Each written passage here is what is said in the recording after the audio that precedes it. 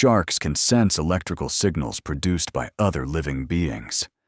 Specialized organs called ampullae of Lorenzini allow them to detect muscle contractions and heartbeats, even when prey is hidden beneath sand or in complete darkness.